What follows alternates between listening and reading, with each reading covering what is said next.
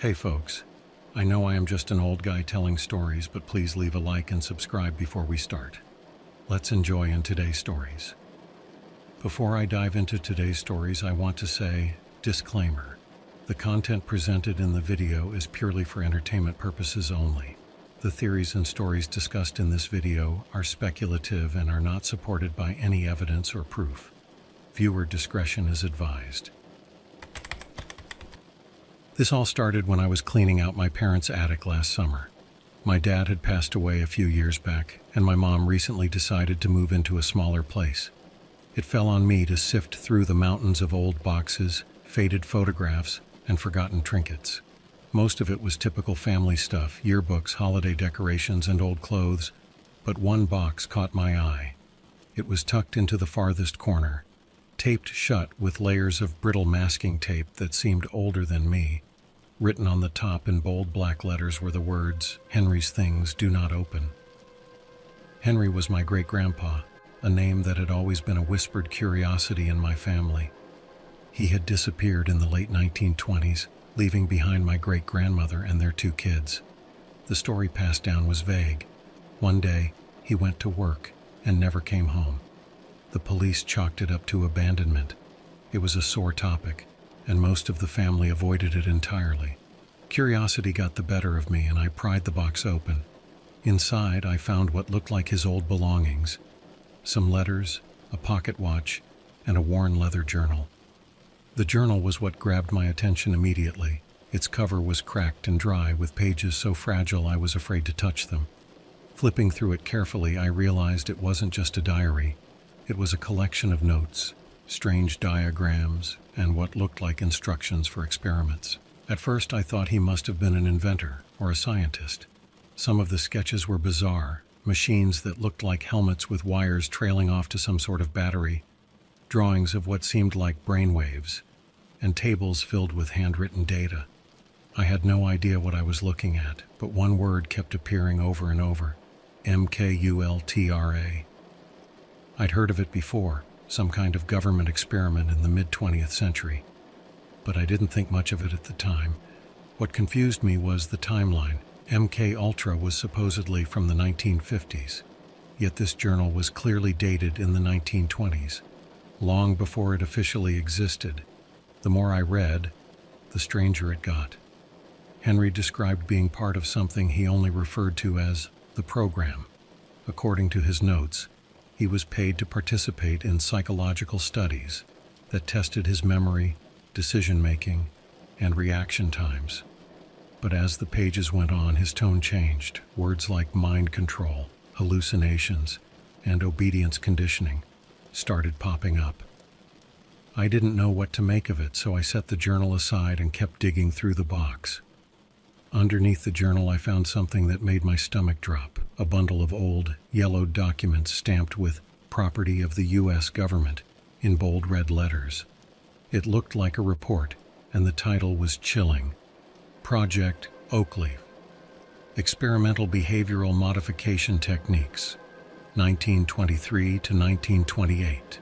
The report detailed experiments that sounded straight out of a sci-fi movie, exposing subjects to repeated auditory stimuli to implant false memories, administering unknown drugs to suppress free will, and using electrical stimulation to create suggestible states. There were descriptions of test subjects reacting to commands they didn't remember being given, like waking up in places they'd never been, or carrying out tasks without recalling doing them. And then I saw his name: Henry Calloway. Test subject number 17. The report said he had demonstrated exceptional responsiveness, but was removed from the program after experiencing unpredictable side effects. What really got me was the last entry under his name: Subject is no longer viable. Termination recommended. Final status: to be determined. I sat there for a long time, staring at that line. Termination? What did that even mean? It didn't sound like he just quit or walked away. I couldn't shake the feeling that the story about him abandoning his family wasn't the full truth. The more I thought about it, the more questions I had. Why would the government be doing this kind of thing in the 1920s? Why was his journal so detailed about these experiments, but then suddenly stopped without explanation? And why was all this hidden in our attic, untouched for decades? Later that night, I couldn't sleep. My mind kept drifting back to the journal and those documents. Out of curiosity, I decided to do some digging online. That's when things took a darker turn.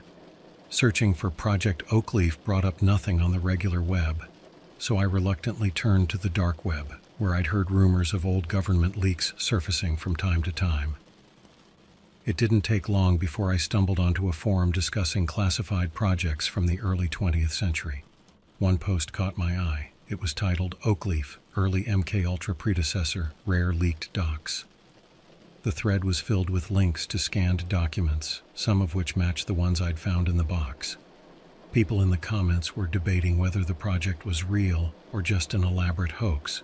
Some claimed it was the foundation for MKUltra, while others insisted it was something even darker, a program designed to control entire populations. Then I saw a post that stopped me cold. Oakleaf survivor accounts? It was from someone claiming their grandfather had been part of the same program and that he, too, disappeared mysteriously. The poster described symptoms their grandfather had: mood swings, vivid nightmares, and an overwhelming fear of being watched. It was eerie how similar it sounded to the notes in Henry's journal. I closed the laptop and sat in the dark for a long time. It was too much to process. I couldn't shake the feeling that this wasn't just some strange coincidence. My great-grandpa wasn't just a man who vanished. He was part of something far bigger and far scarier than I'd ever imagined, and that was just the beginning.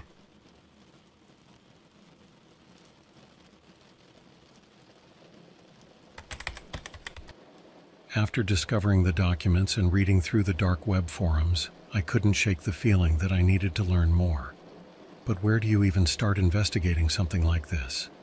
My mom was out of town, so I couldn't ask her any questions about the box in the attic. My relatives on my dad's side were distant, both emotionally and geographically. But I remembered one person who might know more. My grandpa's younger sister, Dorothy. Aunt Dorothy was 96, but still sharp as a tack. She lived in a retirement home a few towns over, and I decided to pay her a visit. When I called ahead, she sounded excited to see me. She always liked reminiscing about the past, so I figured this was my chance to dig into some family history without raising suspicion. When I arrived, I brought the journal and a few of the less incriminating documents with me. I didn't want to overwhelm her, but I hoped they might jog her memory.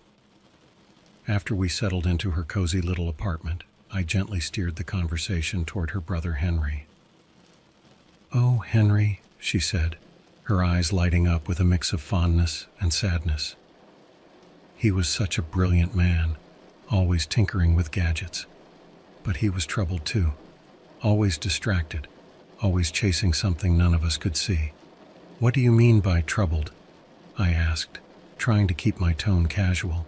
She hesitated, looking down at her hands. "He used to talk about strange things, things that didn't make sense to the rest of us. He said he was working on something important, but he couldn't tell anyone about it. Said it was for the government." "Did he ever say what it was?" I asked, sliding the journal across the table toward her. Her hands trembled slightly as she opened it. For a long moment, she stared at the pages in silence. "Where did you find this?" she finally asked, her voice barely above a whisper. "In the attic," I said.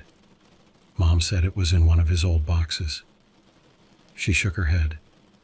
"He never wanted us to see this. He said it wasn't safe." "What wasn't safe?" I pressed. She looked up at me, her expression serious. "Henry was involved in something he shouldn't have been. He told me once, just once, that they were experimenting on him, testing things on his mind. He said they could make him think things that weren't true, make him do things he didn't want to do. He tried to leave, but they wouldn't let him." "Who wouldn't let him?" I asked, my stomach knotting. "The people he was working for," she said simply. "I don't know who they were," he never said. "But one day he came home and burned everything he owned that had to do with that place. He said he'd made a mistake. that he'd gotten too close to something dangerous. I wanted to ask more, but I could tell she was getting upset. I decided to change the subject, letting her reminisce about her childhood instead. But as I drove home later that evening, her words kept replaying in my head. They could make him think things that weren't true. Back at home, I decided to dig deeper into the documents from the box. I found one that stood out, a roster of test subjects. Most of the names were blacked out, but a few were legible. I Googled them, not expecting much, but one name led me to a curious article from an obscure historical journal. The article was about a man named Samuel Whitaker, who had reportedly gone missing in 1925 under mysterious circumstances. According to the piece, Samuel had been involved in an experimental study funded by a shadowy government agency. His family claimed he started behaving oddly in the months before his disappearance, writing incoherent notes, forgetting basic details about his life, and insisting he was being followed. The parallels to Henry were impossible to ignore. Could they have been part of the same program? And if so, why were their experiences so eerily similar? The article also mentioned a location, an old military facility in upstate New York, abandoned since the 1930s. I didn't know what I was hoping to find, but it felt like the next logical step. If the program had been real, maybe there was still something left behind. Records, equipment, anything that could shed light on what had happened to my great-grandpa. But something about the whole thing didn't sit right with me. The more I uncovered, the more it felt like this wasn't just some forgotten piece of history. It was like the story wanted to stay buried, hidden under decades of dust and silence. And now, here I was, dragging it back into the light. I didn't know what I was getting myself into, but I had to know the truth.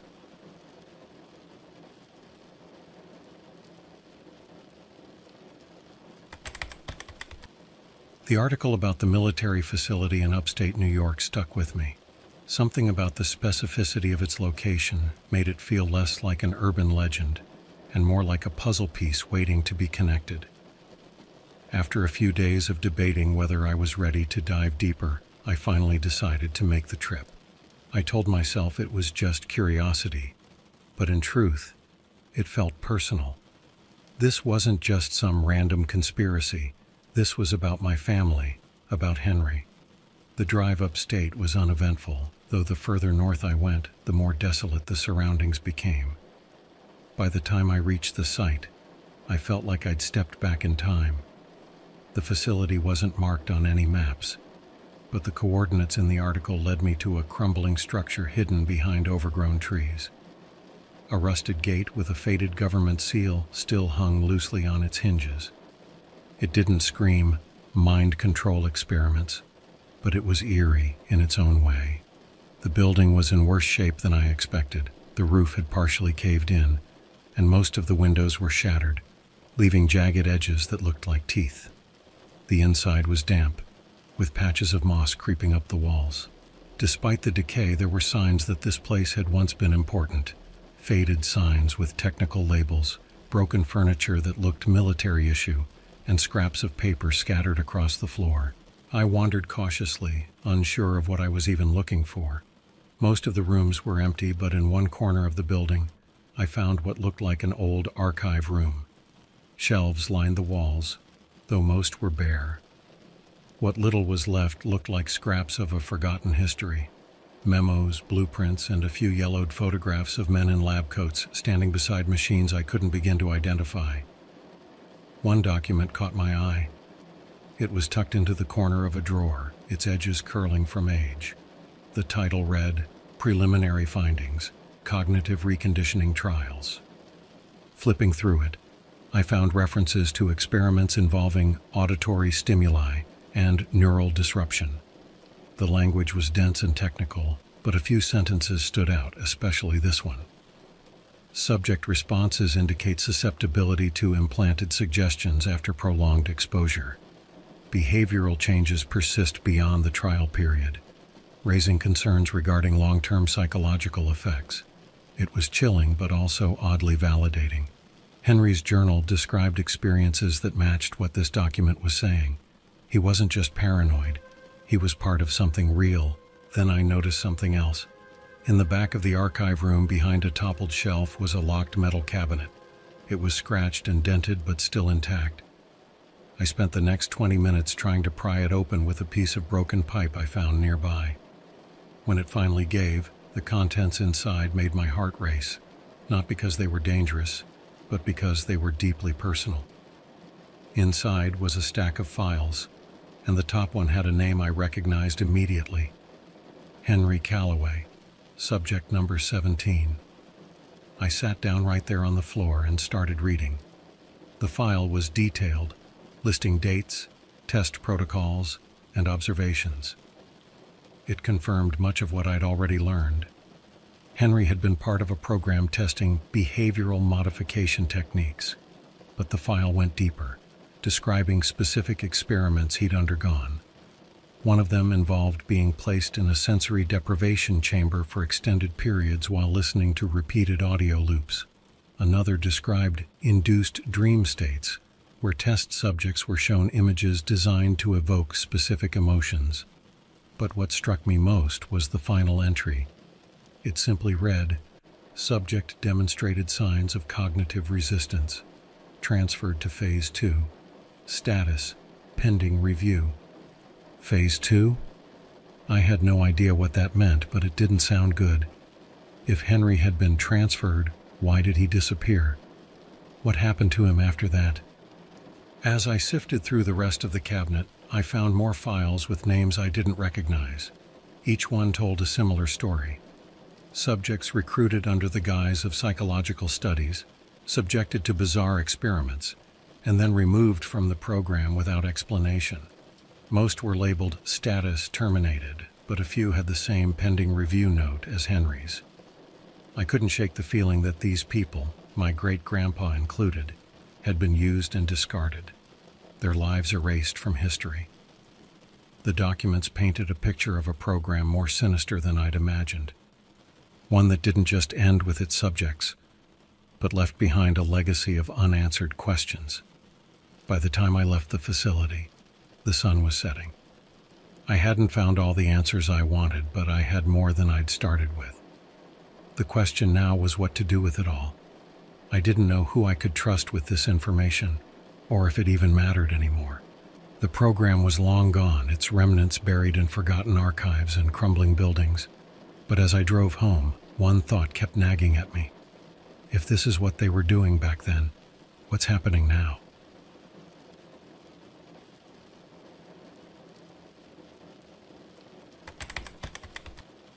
After returning home from the facility, I spent the next few days piecing together everything I had learned. The files, the journal, and Aunt Dorothy's memories all painted a grim picture. But there were still too many gaps in the story. The most pressing question in my mind was about Phase 2. What was it? And why was it the last entry in Henry's file? I decided to take a closer look at the other names from the cabinet. Most of them were listed as terminated, but a handful had the same pending review status. I searched online for any trace of these people, hoping to find something, a census record, a newspaper article, anything. But almost every lead was a dead end. It was as if these individuals had been erased entirely. Then I came across a peculiar pattern. One of the names, a woman named Clara Higgins, popped up in an old obituary from the 1970s. The obituary itself was unremarkable, but it mentioned that Clara had lived in a small secluded town in New Hampshire. Out of curiosity, I searched the town name along with the other subjects, and to my surprise, 2 more of the names matched. All 3 had lived in the same tiny town at some point after the experiments ended. Why would these test subjects, supposedly unrelated, end up in the same obscure place decades later? It felt too intentional to be a coincidence. I debated whether I should go there myself. A part of me hesitated. What could I possibly find in a town so far removed from the events of the 1920s? But the other part of me couldn't let it go. If there were answers to be found, I owed it to Henry to uncover them. The drive to New Hampshire was long, and the town itself was even smaller than I'd imagined. It didn't even have a gas station, just a single general store and a handful of houses scattered along a winding road. I parked outside the store, figuring it was the best place to start asking questions. Inside, the store was quiet, with shelves lined with the basics: canned goods, cleaning supplies, and a small fridge for drinks. Behind the counter was an older man, probably in his 70s, with a friendly but curious expression. "Passing through?" he asked as I approached. "Kind of," I said, trying to sound casual. "I'm actually looking into some family history. My great-grandfather, Henry Calloway, might have had connections to this town. I was wondering if you'd ever heard the name." The man paused, his friendly demeanor shifting slightly. "Can't say I have," he said, but there was something in his tone that made me think he wasn't telling the whole truth. "Actually," I added quickly, "I also came across the names Clara Higgins and Samuel Whitaker. I think they might have lived here too." At that, his expression changed.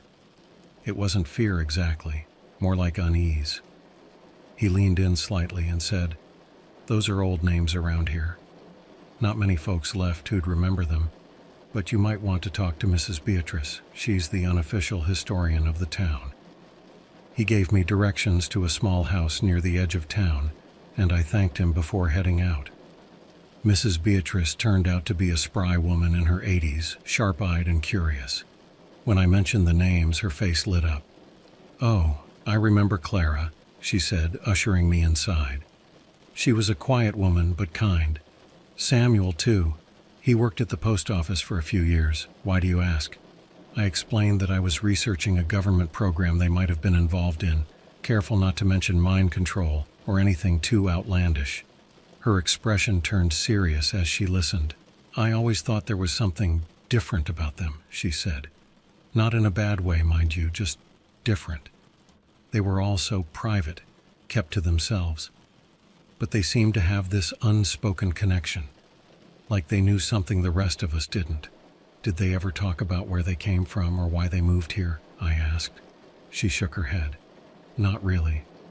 But there was one thing that always stood out. Clara once told me she had these dreams, vivid dreams about places she'd never been and people she didn't know. She said they felt more like memories than dreams." I felt a chill.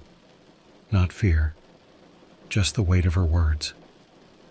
Henry's journal had mentioned induced dream states, and now here was a stranger describing something eerily similar. "Do you think they came here on purpose?" I asked, "like they were drawn to this place?" "I couldn't say," she replied thoughtfully, "but it wouldn't surprise me. This town has always had a way of attracting certain types of people. Maybe they were looking for peace, or maybe they were running from something." Her words lingered with me as I left her house. What could have drawn these people here? Were they escaping the experiments, or was this town part of the program itself? It felt like I was circling the truth, but I still didn't have the full picture. As I drove back to my motel, one thought kept replaying in my mind. What if Henry had made it here too, but we just never knew?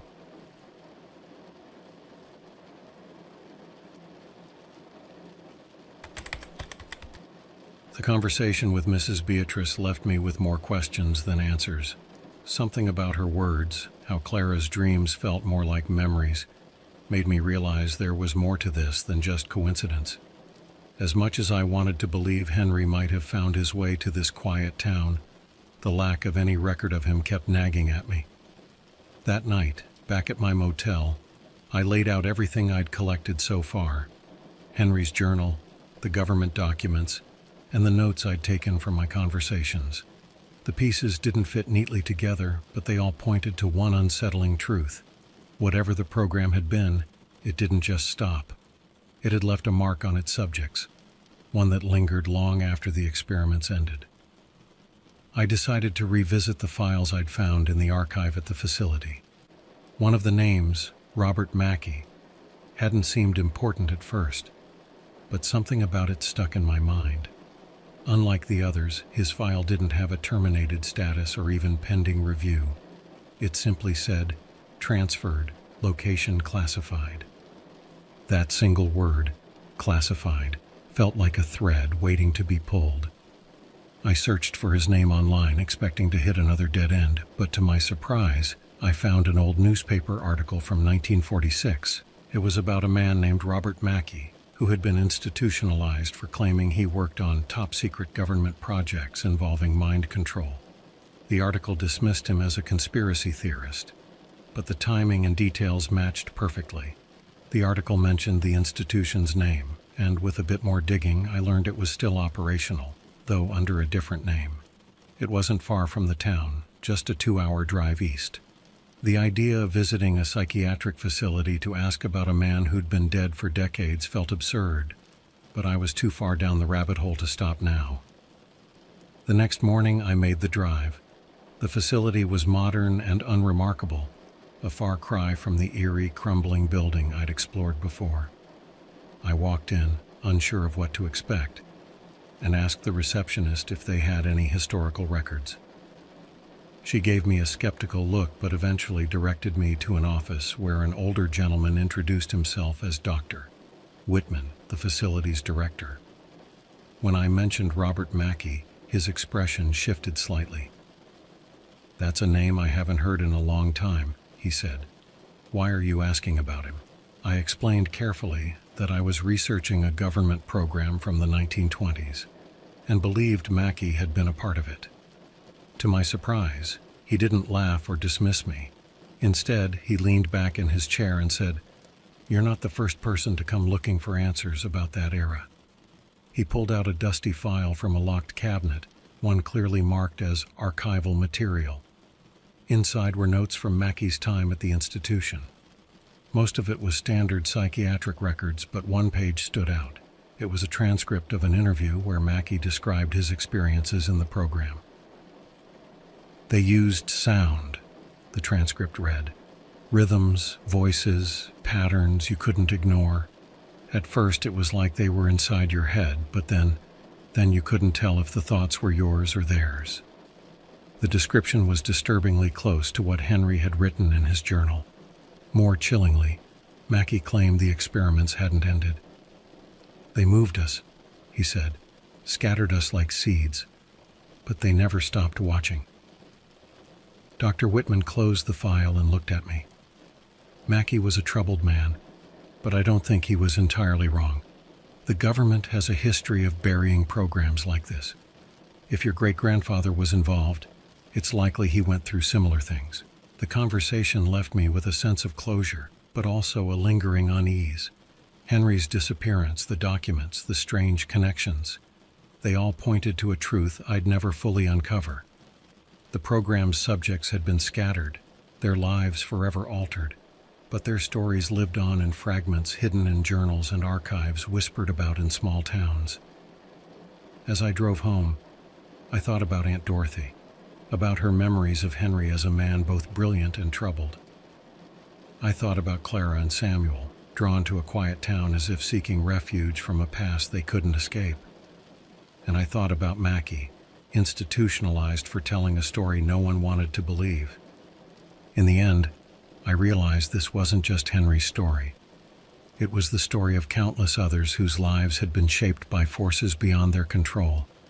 And while I didn't have all the answers, I had enough to know that the program was real, and its effects were still rippling through time. Maybe that was the point, not to solve the mystery, but to remember it, to make sure it wasn't forgotten, even as the world moved on.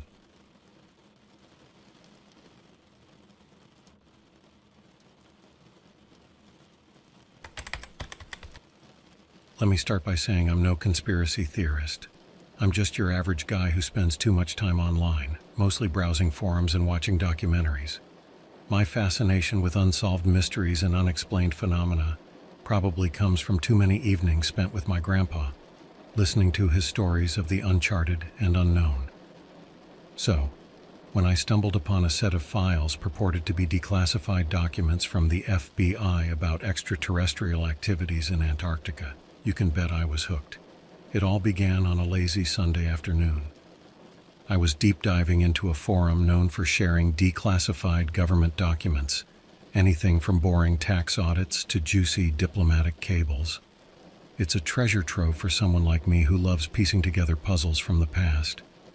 That day I came across a thread that barely had any replies. It was titled, Declassified Non-Human Bases Under Antarctica. Naturally, my curiosity piqued. The first thing I did was download the file. It was a massive PDF, hundreds of pages thick, stamped with all sorts of warnings about its content being sensitive. The initial pages were mostly technical jargon and satellite imagery references, but as I delved deeper, the true narrative began to unfold. According to the documents, there were anomalies under the ice of Antarctica, structures that couldn't be explained with modern engineering knowledge.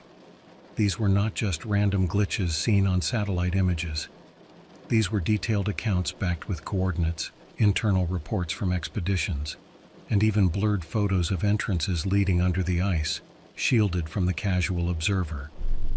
One segment detailed an expedition in the late 1990s, where a team of scientists and military personnel supposedly discovered an entrance to what they described as an underground installation of non-human origin. The descriptions were vague, but they spoke of walls that emitted a low, humming sound and were warm to the touch, despite the sub-zero temperatures outside. As I read through these files, I found mentions of recovered artifacts, objects with materials unknown to our periodic table, and inscriptions that no linguist could decipher. There were also interview transcripts with some of the personnel who were part of the expeditions, speaking on conditions of anonymity.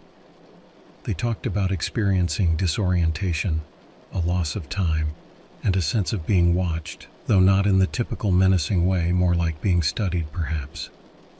This was gold, but why wasn't this all over the news? These files suggested a cover-up of massive proportions, but the more I read, the more questions I had. Why disclose this now? What was the real purpose of keeping it under wraps for so long? And most importantly, what was still hidden under that ice? The sun had set by the time I looked up from my screen. My room was dark, save for the glow of my laptop. It's funny how quickly time passes when you're reading something compelling. I couldn't shake the feeling that I had just peeked behind a curtain I wasn't supposed to even know existed. Deciding I needed a break, I shut my laptop and decided to take a walk. Nothing clears your head like a bit of fresh air, or so I thought. But as I strolled through the quiet streets of my neighborhood, the stories from the documents mingled with the crisp night air, sending a shiver of excitement, or was it apprehension, down my spine. What had I stumbled upon? And what would I find next?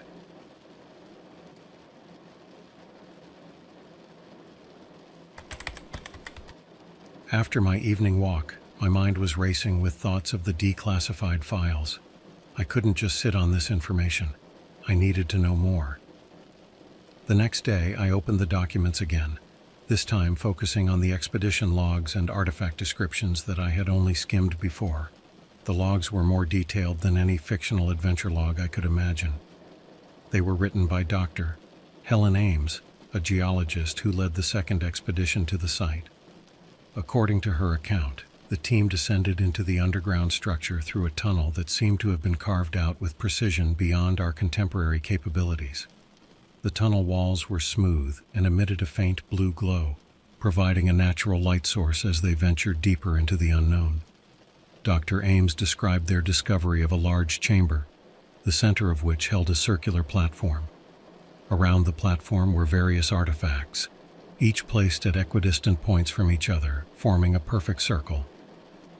The artifacts themselves were peculiar, spheres that hovered a few inches off the ground, emitting a soft hum and occasionally pulsating with light. One of the more intriguing entries was about a device they found that resembled a star map. It was a flat, circular disc, covered in symbols that no one could identify, and it projected a hologram of the galaxy above it when activated. Dr. Ames speculated that it was used for navigation, possibly mapping routes or destinations across the universe. The team spent days documenting everything. They took countless photos and attempted to interact with the technology.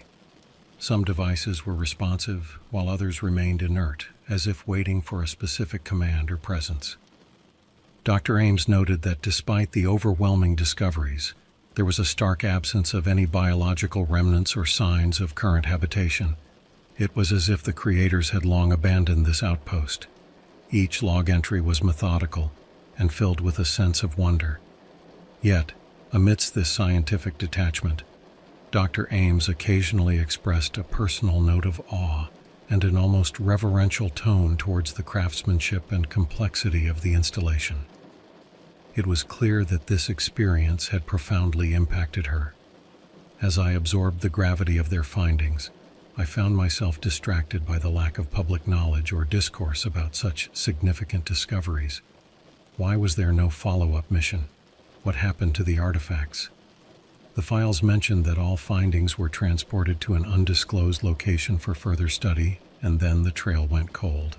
I reached out on the forum, cautiously posing questions about anyone familiar with the missions or the current whereabouts of the artifacts.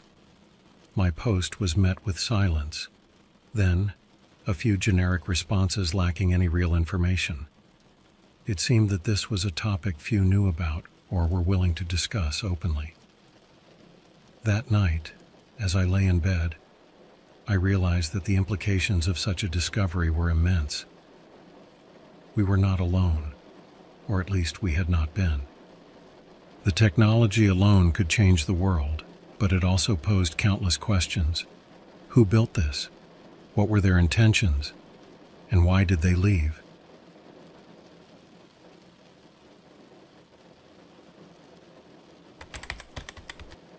Curiosity turned into a mission. I knew I couldn't just drop this enigma. The details in the documents hinted at something greater, and my determination to uncover the truth only grew stronger. I spent the next few days poring over public records, satellite images, and old newspaper clippings, looking for any clue that could lead me to the whereabouts of the artifacts, or any members of the expeditions who might still be willing to talk. My breakthrough came unexpectedly. While browsing through an online archive of government contracts, I stumbled upon a small engineering firm based in Virginia that had been contracted around the same time the artifacts were moved. The firm specialized in constructing high-security facilities. This couldn't be a coincidence. The documents didn't list names, but they did mention the transfer of materials to a secure location for further analysis. This had to be it. I reached out to the firm under the guise of writing an article on innovative architectural practices. To my surprise, they agreed to an interview. I prepared my questions carefully, trying not to reveal my real intentions. During the interview, I casually asked about past projects, and the engineer I spoke to mentioned a highly confidential project they completed 2 decades ago. A facility designed to store sensitive archaeological findings. He couldn't disclose the location, but he described the security features of the facility in detail. It had been built underground, with environmental controls to preserve delicate items and state-of-the-art security systems to prevent any unauthorized access. His pride in the project was evident, and while he couldn't tell me much, he unwittingly confirmed that I was on the right track.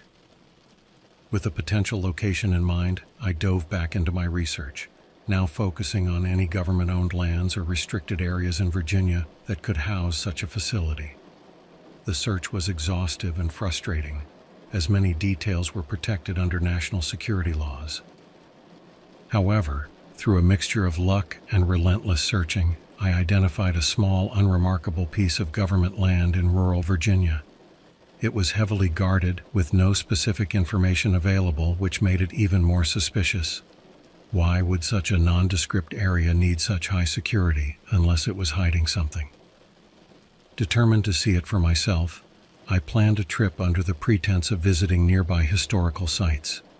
Upon arrival, the area was as nondescript as the map suggested. It was surrounded by thick forests, and the only road leading close to it had multiple "no trespassing" signs and a checkpoint with armed guards. I didn't dare get too close. The risk of being caught was too high. Instead, I used a rented drone to fly over the area, hoping to catch a glimpse of anything unusual. The drone's camera captured images of a large, ventilated structure almost entirely buried under earth, with just parts of what seemed like reinforced steel doors visible from above. As I reviewed the footage, my excitement grew. This had to be the place where the artifacts were kept. The implications of this discovery were enormous, not just for me, but for our understanding of history and humanity's place in the cosmos.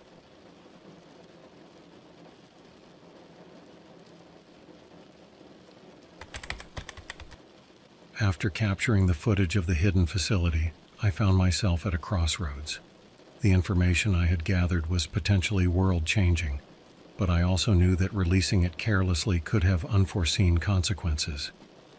I spent several nights wrestling with the ethical implications of my findings. Who had the right to this information? And more importantly, what would be the repercussions of making it public? I decided to seek advice without revealing too much. I contacted a former journalism professor, framing my dilemma as a hypothetical scenario.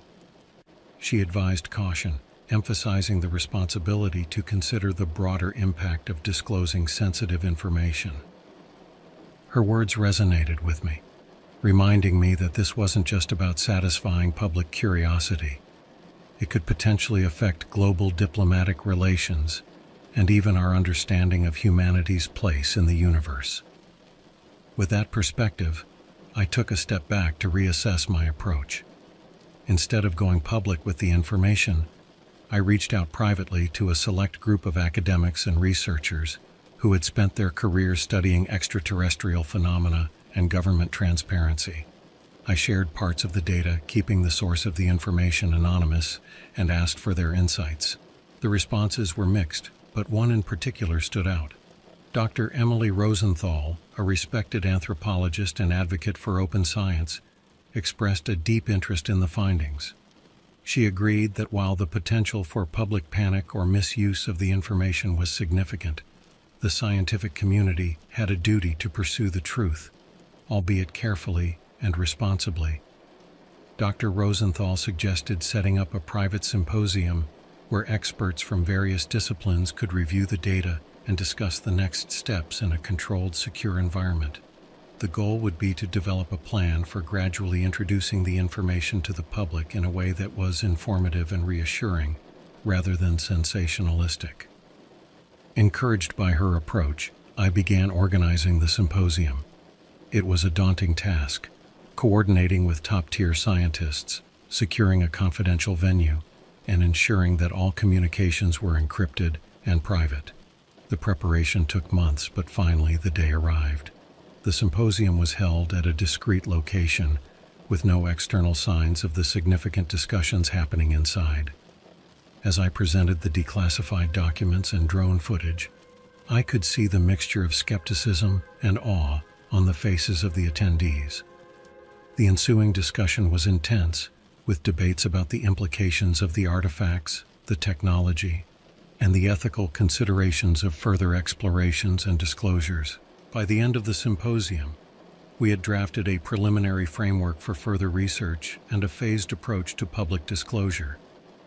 It was agreed that more evidence needed to be gathered, and that any public announcement needed to be backed by undeniable proof and clear explanations to avoid misinterpretations and fear.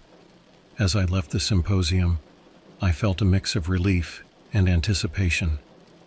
We had taken the first steps toward responsibly handling one of the most significant discoveries of our time. But I also knew that the journey ahead would be fraught with challenges and decisions that would test my resolve and ethics.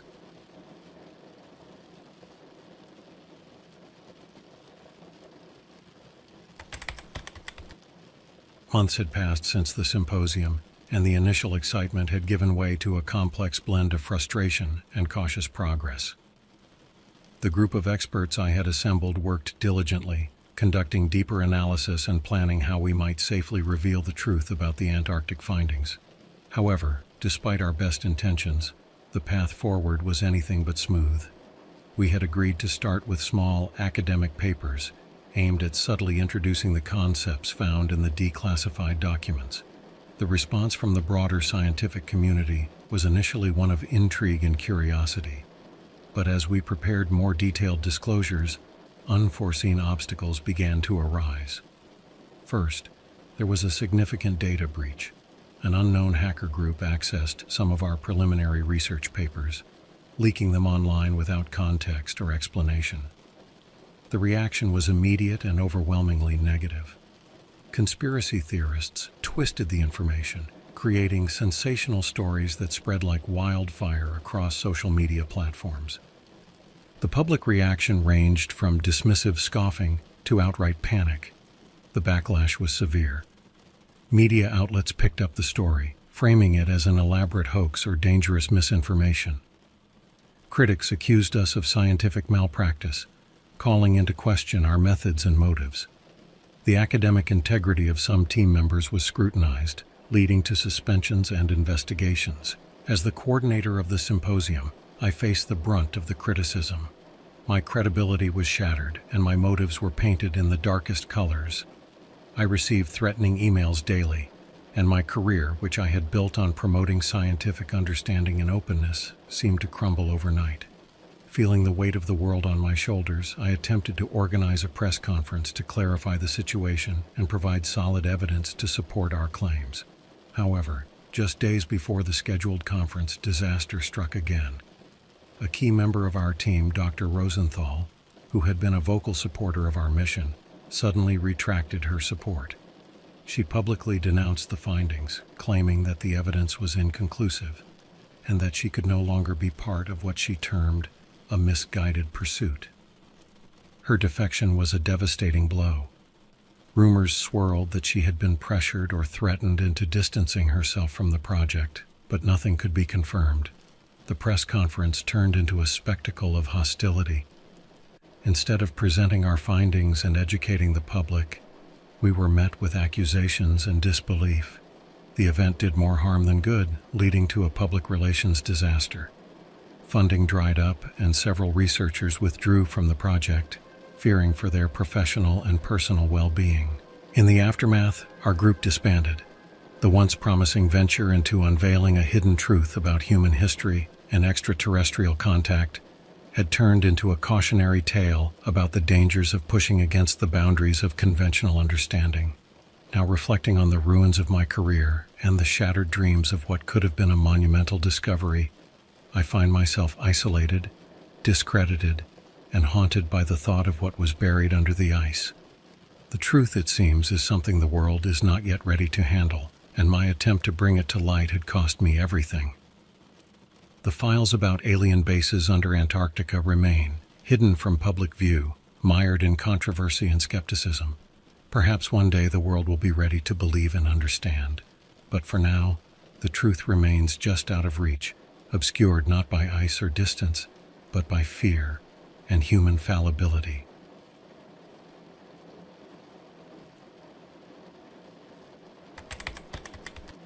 I didn't think much of it at first. It started as a casual dive into the dark web out of boredom, a terrible idea, I know. But curiosity gets the better of us sometimes. I wasn't looking for anything illegal or extreme, just poking around to see what kind of oddities I could find. There's this sense of mystery that draws people in, even though most of what you see is scams or fake content. I came across a forum thread titled, "Find Your Doppelganger, Guaranteed Results." It sounded cheesy, but I clicked on it anyway. The post had a long spiel about how they had a database of faces collected through some advanced algorithmic scraping. It wasn't hard to guess how they'd gathered the images: social media, public records, and who knows what else. They offered a service where you could upload a picture of yourself, and they'd find someone who looked just like you. It felt harmless at the time.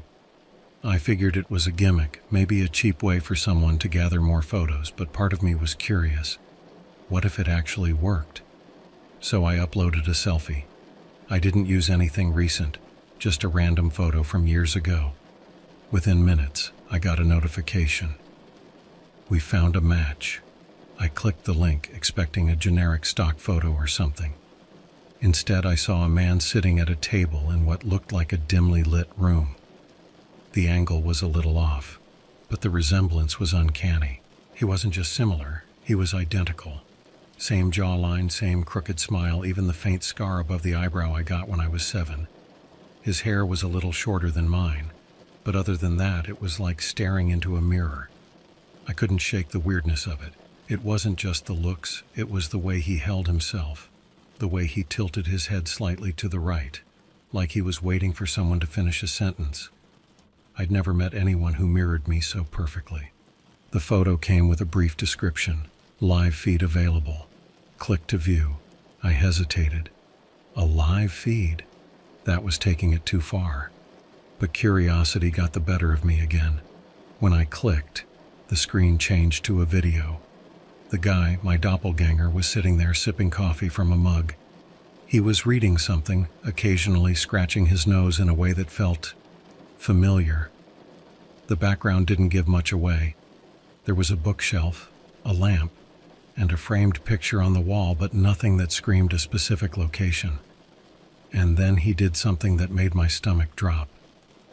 He leaned back, stretched his arms, and cracked his knuckles in the exact same sequence I always do when I'm bored. I know it sounds like a small detail, but it was so specific. Left hand first, then right, then a quick shake of the wrists. It was muscle memory for me, something I didn't even realize was a habit until I saw him do it. At that moment, I wasn't scared. I was fascinated, like I'd stumbled onto a mystery that needed solving. Who was this guy? Was he a relative I didn't know about? An extremely coincidental look-alike? Or was it something more deliberate? The idea of cloning crossed my mind, but it felt ridiculous. Who would clone me, and for what reason? I spent the next few hours obsessively watching the feed. He didn't do much, just read, occasionally got up to grab something, and once he answered his phone. I couldn't hear what he was saying because the audio was muted, but his gestures and expressions were eerily familiar. It was like watching myself on a hidden camera. I tried to find more information about the site but came up empty. There was no contact page, no details about who ran it, nothing. Just the forum thread and a few sketchy reviews from other users who claimed they'd found their lookalikes too. The whole thing felt wrong, but I couldn't stop. Before I knew it, it was 3 a.m., and I was still glued to my screen. The guy eventually turned off his light and left the room, and the feed went black. That's when I finally decided to call it a night. But as I lay in bed staring at the ceiling, questions kept swirling in my head. What were the odds of finding someone so identical? And if he really was my clone, how had that even happened? I'd never done one of those DNA tests, never been to any weird medical studies. The idea seemed impossible, but the more I thought about it, the more it gnawed at me. I told myself I'd forget about it in the morning, that it was just a weird internet rabbit hole I'd fallen into. But deep down, I knew I wasn't going to let it go. There was something unnatural about what I'd seen, and I needed answers, even if I wasn't sure I wanted to know the truth.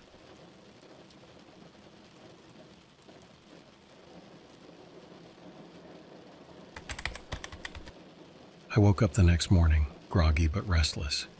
I'd convinced myself I wouldn't check the site again, that it was a waste of time and probably some elaborate hoax. But the moment I sat down with my coffee, my resolve wavered. The tab was still open, waiting like a half-finished puzzle begging to be solved. I told myself I'd just look for a few minutes, but as soon as I reopened the site, the live feed was active again. He was back, sitting at the same table, typing on a laptop. This time, though, something caught my attention, a detail I hadn't noticed before. The laptop he was using looked exactly like mine, right down to the sticker on the lid. It was a random one I'd gotten at a concert years ago and slapped on without much thought. I leaned in, squinting at the screen. There was no doubt, it was the same. That's when it hit me. This wasn't just someone who looked like me. He had things I owned, things that were unique to me. I stared at the screen, trying to make sense of it. Was it possible someone had recreated my belongings? But why? And how? The thought of someone copying my life piece by piece was more unsettling than anything else. I watched for hours, jotting down notes every time I noticed something that matched my life. The way he folded his arms when he leaned back in the chair. The mug he drank from. It had the same faded design as one my mom had given me years ago. Even the picture on the wall in the background, though blurry, looked eerily similar to one I'd taken during a trip to the mountains. I wasn't ready to jump to conclusions, but I knew I couldn't keep this to myself. So I called my friend Mike. He's the kind of guy who's always up for solving a mystery, no matter how weird it sounds. When I told him about the site and the live feed, he laughed at first, thinking it was a joke. But when I sent him a screenshot, his tone changed. "Okay, that's weird," he said after a long pause. "Are you sure this isn't some deepfake thing? Like, maybe they're using your online photos and videos to make it look like you?" I hadn't thought of that. It sounded plausible.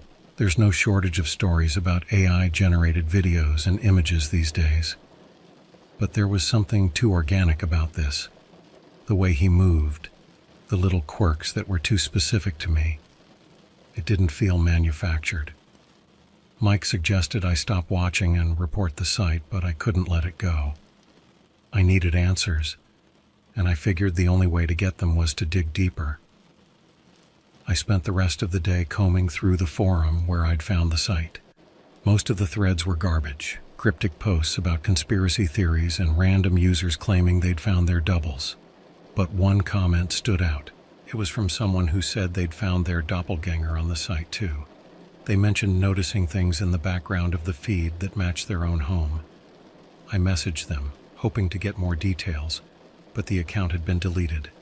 That only made me more determined to find out what was going on. By the time the sun set, I'd worked myself into a frenzy. I kept going back to the feed, studying every frame like it held some hidden clue. The more I watched, the more it felt like he was living my life, down to the smallest details. But how could that be possible? Then, just as I was about to log off for the night, he did something I wasn't expecting. He picked up his phone and started scrolling, the screen visible just enough for me to catch a glimpse. It was blurry, but I could swear I saw my own Instagram profile flash across the screen. I froze. This wasn't just some random coincidence anymore. Whoever this was, they had access to my life in ways I couldn't explain. And for the first time since this whole thing started, I felt genuinely uneasy. Not scared, just unsettled, like I'd stepped into something I didn't fully understand. I decided to call it a night, but as I shut my laptop, one question lingered in my mind. If he was living my life, was he doing it better than me? It was a ridiculous thought, but I couldn't shake it. Watching him felt like staring at a version of myself I didn't fully recognize, and I wasn't sure how to feel about that. As I lay in bed, I promised myself I'd get to the bottom of this, no matter what it took.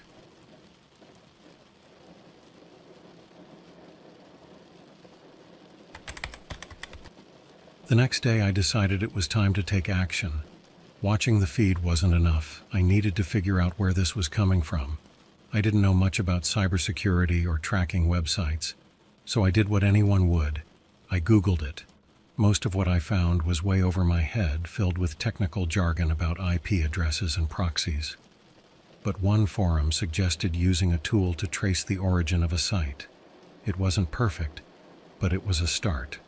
I downloaded it and ran it on the dark website hosting the feed. The result wasn't what I expected. The IP address wasn't tied to some far-off, untraceable location. It was local, so local that I almost fell out of my chair when I saw it. It was based in my city. For some reason, that made it all feel more real, like this wasn't just some abstract internet oddity. Whoever was behind this was close. Closer than I was comfortable with. I called Mike again to fill him in. He wasn't thrilled that I was still poking around, but he agreed to come over and help. When he arrived, he brought his laptop and a 6-pack of soda, ready for what he called a nerd stakeout. "You sure you're not just overthinking this?" he asked as he booted up his computer. "It could still be a scam. Maybe they just spoofed the location to mess with you." I shrugged. "Maybe. But if it's fake, they're putting a lot of effort into it. Too much effort for a prank." We spent the afternoon digging into everything we could about the site. Mike was way better at this stuff than me, and he managed to pull up a few more details. The site had been registered anonymously, which wasn't surprising, but there were traces of activity linked to other, older forums. One of them had posts from years ago about digital twins, and the idea of creating perfect online replicas of real people. It sounded like science fiction, but the more we read, the less far-fetched it seemed. These posts talked about using advanced AI to mimic someone's habits, preferences, and even their speech patterns. The theory was that with enough data, you could essentially recreate someone digitally, like a virtual clone. But this wasn't virtual. The guy on the feed was real. And if he was a clone, it wasn't just his online presence that had been duplicated. It was everything, down to the way he scratched his head when he was thinking. "This is insane," Mike said, leaning back in his chair. "If they can do this, why you? No offense, but you're not exactly a world leader or a billionaire." "Thanks for the confidence boost," I said, rolling my eyes. "But seriously, I don't know, maybe it's random. Maybe I was just easy to replicate." Mike nodded, but I could tell he wasn't convinced. And honestly, neither was I. There had to be a reason, something I wasn't seeing yet. That night, I couldn't stop thinking about the posts we'd read. Digital twins, virtual clones. It sounded impossible, but the more I thought about it, the more it started to make sense. The guy in the feed wasn't just copying my habits, he was living them like he'd studied my life in detail. I decided to test something. I opened the feed and watched for a while, waiting for him to leave the room. When he did, I grabbed a notebook and started writing down everything I saw in the background. The bookshelf, the lamp, the picture on the wall. Every detail, no matter how small. The next day, I went to the store and bought a lamp that looked just like his. I rearranged my bookshelf to match the one in the feed, and then I waited. When I checked the feed later, my heart skipped a beat. The guy, my doppelganger, had done the same. The new lamp was there, sitting on the table, and the books on his shelf were arranged exactly like mine. It was like he was mirroring me, responding to the changes I made in real time. I called Mike to tell him what happened, and he didn't know what to say. "This is getting too weird," he said finally. "You need to stop. Whatever this is, it's not normal." "I know," I said, "but I can't stop now. I need to know who this guy is and why he's copying me." Mike didn't argue, but I could tell he thought I was getting in over my head. And maybe he was right. But at this point, I wasn't just curious anymore. I was determined. I didn't know who this guy was or how he was connected to me, but I was going to find out, even if it meant going deeper into the mystery than I ever planned to.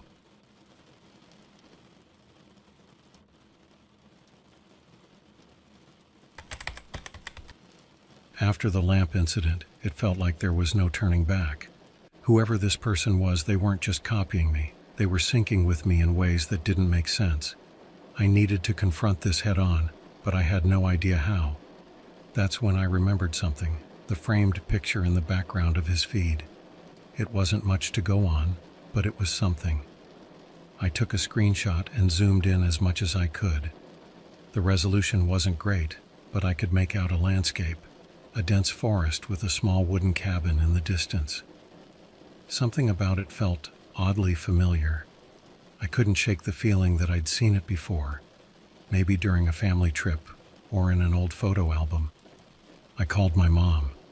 She's the keeper of all things nostalgic in my family, with boxes of pictures and keepsakes tucked away in her attic. I asked her about the cabin, describing it as best as I could without sounding too suspicious. She thought for a moment and said, "That sounds like the place we stayed when you were a kid. Remember? That summer up in the mountains? You got lost for hours, and we thought you'd wandered too far into the woods." I hadn't thought about that trip in years. I vaguely remembered the cabin, the towering trees, and the sense of adventure that came with being a kid in the wilderness. But I'd completely forgotten about getting lost. It was just a small moment in a blur of childhood memories. "Do you still have pictures of that trip?" I asked. "I think so," she said. "Why?" "Just curious," I replied, trying to keep my tone light.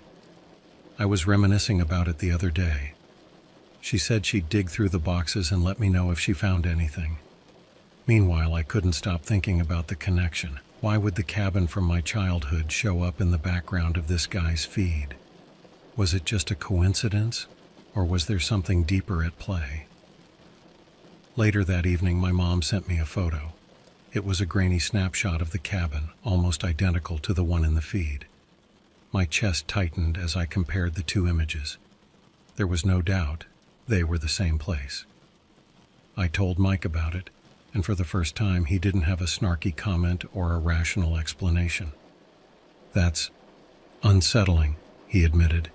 "If this guy has access to your memories, that changes everything." "Access to my memories?" I repeated, the words feeling heavy. "How is that even possible?" "I don't know," Mike said, "but think about it. Everything you've noticed so far, his habits, the objects, even the way he acts, it's all stuff that could only come from knowing you on a personal level." The idea sent my thoughts spiraling. If he knew about the cabin, what else did he know? Did he have access to my entire life or just pieces of it? And if so, how? I decided to go back to the site one last time. This time I wasn't just watching, I was looking for answers. I scoured every inch of the feed, every detail in the background. That's when I noticed something I'd missed before. A notebook sitting on the table. It was the same brand and style as the one I'd been using to take notes about him.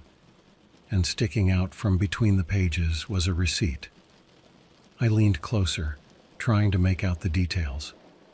The receipt had a logo at the top, a local hardware store. It wasn't one I frequented, but it was in my city. The date on the receipt was recent too, just a few days ago. That's when it hit me. This wasn't just someone copying my life from a distance. They were here, in my city, moving through the same spaces I did. The thought made my skin crawl, not because I felt watched, but because of the proximity. Whoever this was, they were closer than I'd realized. I told Mike, and he immediately wanted to call the police, but what would I even tell them? That I'd found someone online who looked like me and had a receipt from a hardware store? It wasn't exactly a case they'd take seriously. Instead, I decided to go to the hardware store myself. It felt like a long shot, but it was the only lead I had. If he'd been there recently, maybe I could find out more. As I walked into the store the next day, I felt a mix of anticipation and unease. The place was quiet, with aisles lined with tools, paint cans, and gardening supplies. I went to the counter and asked the cashier about the receipt, showing them a screenshot from the feed. "Do you remember selling this to someone?" I asked. The cashier frowned, studying the image. "That's from a few days ago," they said. "I'd have to check the logs, but I think I remember the guy. Looked a lot like you, actually. Same haircut, same build. Thought you might have been twins." I forced a smile. "Yeah, something like that." "Do you remember what he bought?" "Just a few random things. Paintbrushes, duct tape, some nails. Nothing unusual." It wasn't much to go on, but it confirmed one thing. The guy wasn't just a face on a screen. He was real. He was here. And he was living a life that was uncannily close to mine. As I left the store, my mind raced with possibilities. I didn't know who he was or how he was connected to me, but I knew one thing for sure. This wasn't over. Not by a long shot.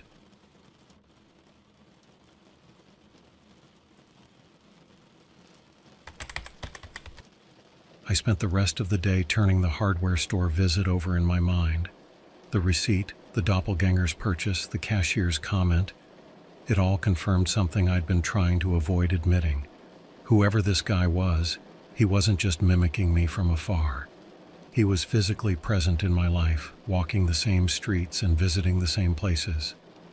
I couldn't shake the feeling that the answer to all of this was staring me in the face, just out of reach. That's when I remembered something Mike had said. If they can do this, why you? That question had been gnawing at me from the beginning. I wasn't anyone special, just an ordinary guy with an ordinary life.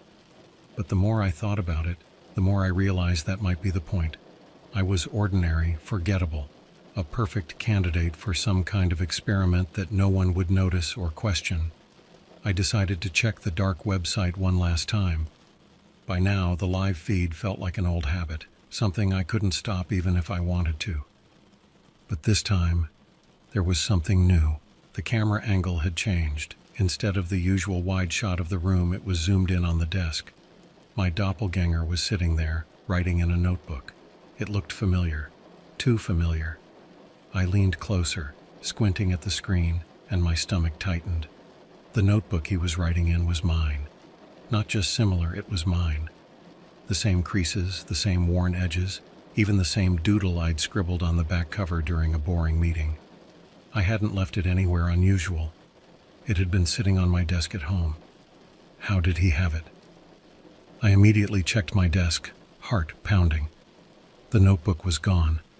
The realization hit me like a freight train. He'd been in my house. My mind reeled. How? When? There hadn't been any signs of a break-in. Nothing out of place except for the missing notebook. It didn't make sense. I locked my doors, kept my windows shut. There was no way he could have gotten in without me noticing. Unless he didn't need to break in.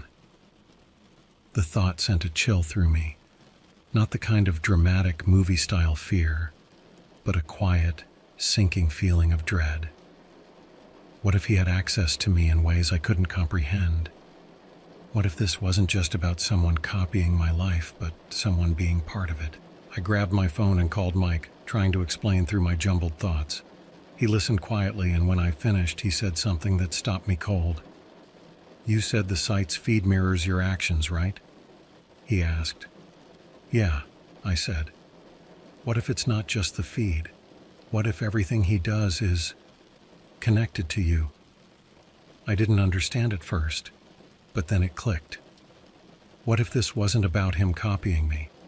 What if I was the one copying him? What if somehow my life was being influenced, even controlled by someone else? The idea was absurd, but it explained so much. The way he mirrored my habits, the way he seemed to know things about me before I did.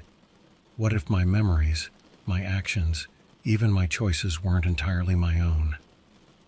Mike suggested I do something completely out of character, something that would prove whether or not I had any control over this. I decided to take a drive to a random location, somewhere I'd never been before. I didn't tell anyone where I was going, not even Mike. I ended up at a small diner on the outskirts of town. It was the kind of place you'd only find if you were intentionally looking for it. Off the beaten path, quiet, almost forgotten. I ordered a coffee and sat by the window, watching the rain streak down the glass. For the first time in days, I felt like I was one step ahead, like I was finally doing something he couldn't predict. But when I opened the live feed, my heart sank. He was there, sitting at a table in a diner that looked exactly like the one I was in. The same worn booths, the same flickering neon sign outside. He even had a cup of coffee in front of him, just like me. It didn't make sense. I hadn't told anyone where I was going. There was no way he could have followed me. And yet there he was, mirroring my every move. I turned off the feed and stared at the table, my mind racing. I'd come here to prove that I had control, that my actions weren't dictated by someone else. But now I wasn't so sure. If he could anticipate my every move, what did that mean? Was I really living my own life? Or was I just a reflection of his? I drove home in silence, the weight of the mystery pressing down on me. When I got back, I found the notebook sitting on my desk, exactly where I'd left it. No sign of anyone having been there. No explanation for how it had gone missing in the first place. To this day, I don't have the answers. The site disappeared shortly after that, leaving nothing but dead links and unanswered questions. Mike thinks I should let it go, that it's better not to know. But I can't stop wondering, who was he? Was he really my clone or something else entirely? And if he was, what does that make me? The questions linger, unanswered, and I've come to accept that they might always be. But every now and then, when I catch my reflection in a window or mirror, I can't help but wonder, is it really me looking back, or is it him?